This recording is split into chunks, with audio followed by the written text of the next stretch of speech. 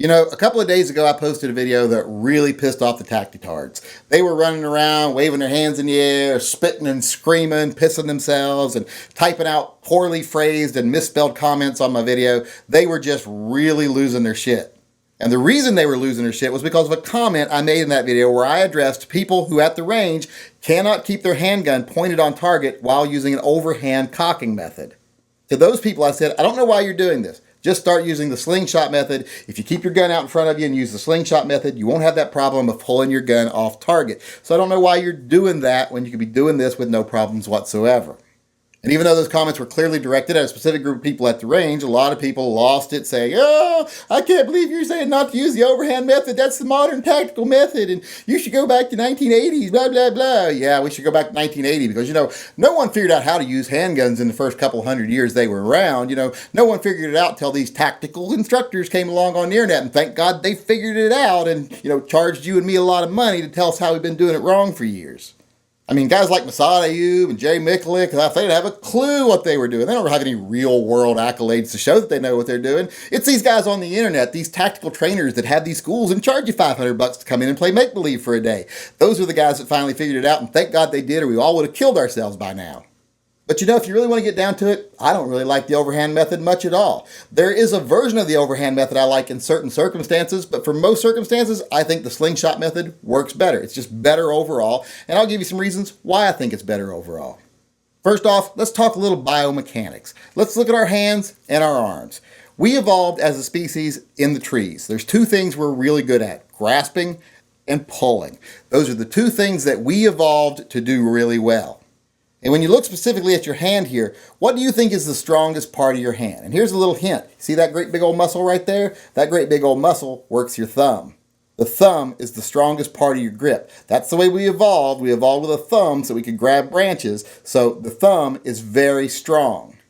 So when you look at your overhand grip, where your thumb is behind the slide, you're not getting your strongest grip on your slide. The grip on your slide is coming from the side, from your palm and your fingers. You're not using the strongest part of your hand, which is your thumb. The strongest grip you can get is with your thumb and your fingers on both sides of the slide. That's the strongest grip you can possibly get. That's just biomechanics. So a slingshot method is going to be the strongest grip you can have on the gun. Now let's talk about the actual pull strength of our arms. Our arms are set up to pull. When you're grasping the slide and pulling straight back, that is the strongest way you can possibly pull the slide. If you bring your hand across your body like this to grip the slide and pull backwards, you're not getting the strongest pull you can possibly get. Once your arm crosses that axis of the center of your body, you're no longer doing the same motion. You're not using your muscles the same, and it's not as strong of a motion. Now, the overhand method does have an advantage of getting more real estate on the gun. If you have weak hands, weak wrists, etc., you can actually grab a hold of more. And if you have more contact, you have a better chance of getting a good grip. But if you've got normal strength in your hands, your strongest grip is going to be using your thumb.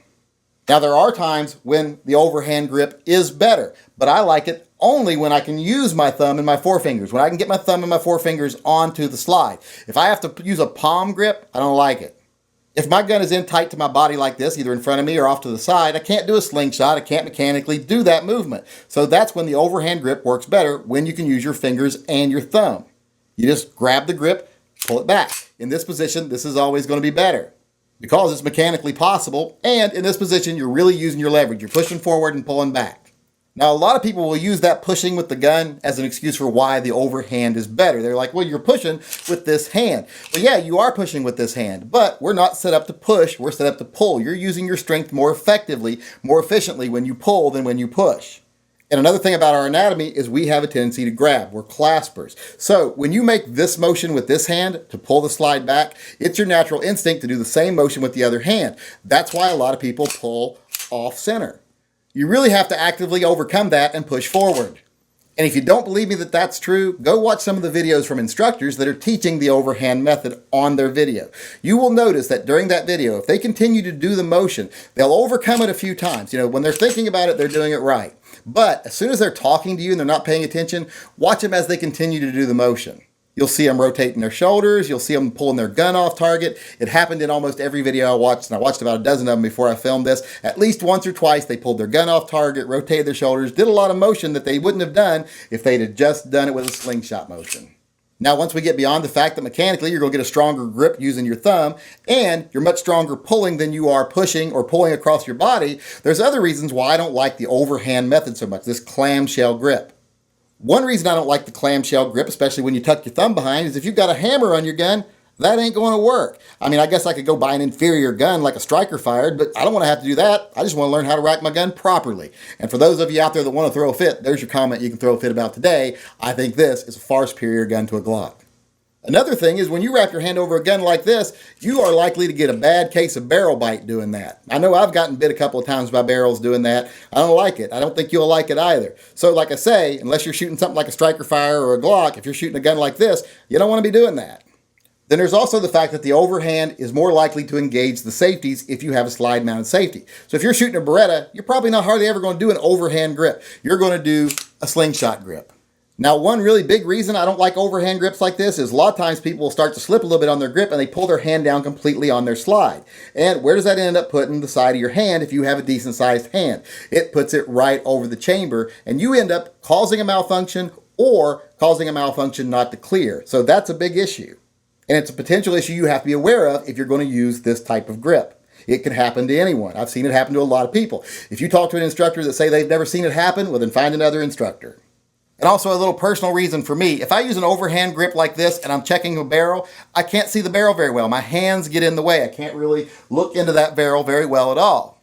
If I use the regular slingshot method, my hand does not obstruct my view. I can see the barrel very easily. I can see what I have to deal with here. So there you have it. There's several reasons why I much prefer the slingshot method to the overhand method. Just a list of reasons why I personally prefer one over the other and why I think one is more mechanically sound.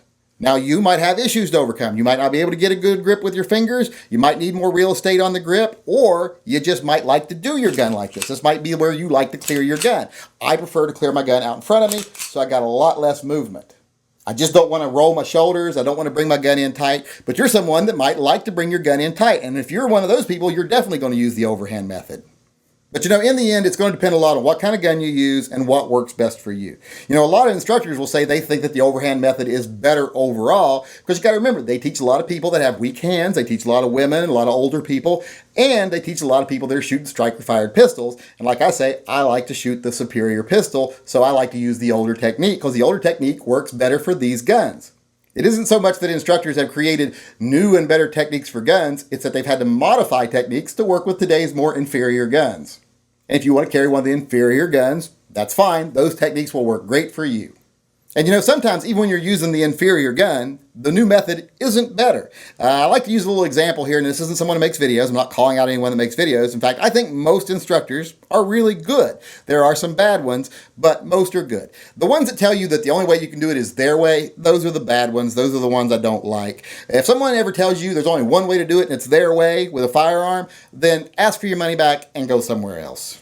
Like I was saying, here's a picture from an instructor who was saying that the overhand method is his preferred method, and he's showing him doing the overhand method, and he shows a picture of him doing the slingshot method, which he said is Masad Ayoub's preferred method. And if you notice, when he's doing the slingshot method, his gun is pointed straight forward, it's perpendicular with his body. When he's doing his preferred method, the one he says he thinks is better, his gun is off target, it is no longer perpendicular with his body. I just thought that was funny and I wanted to show it to everyone, but make of it what you will. Because in the end, you're still going to have to make up your own mind about what works best for you. Like Jerry Miculek says, I don't know if he originated this saying or not, but I heard him say it. He's a person I heard say it, and it's one of my favorite gun sayings. He says, there's no real right or wrong. There's only winning and losing. And if you're doing something in winning, there's no reason to change. But if you're doing something in losing, then seek out a better way. But don't seek out solutions to problems that don't exist, and definitely don't pay someone a ton of money to give you a solution to a problem that doesn't exist.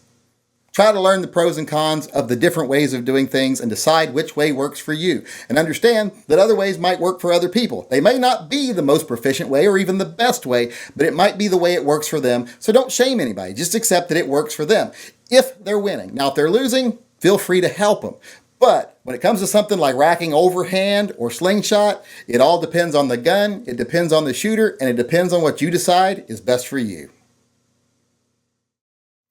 So even when you get beyond the fact that this motion is not as strong as this motion, and this motion.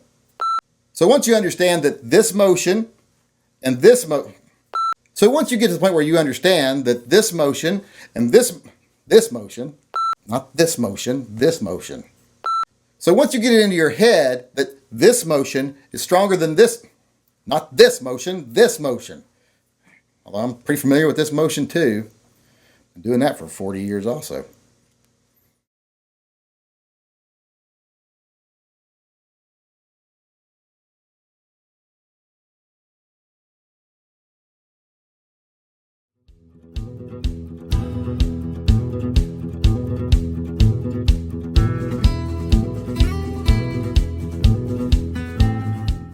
You ain't even my real dad.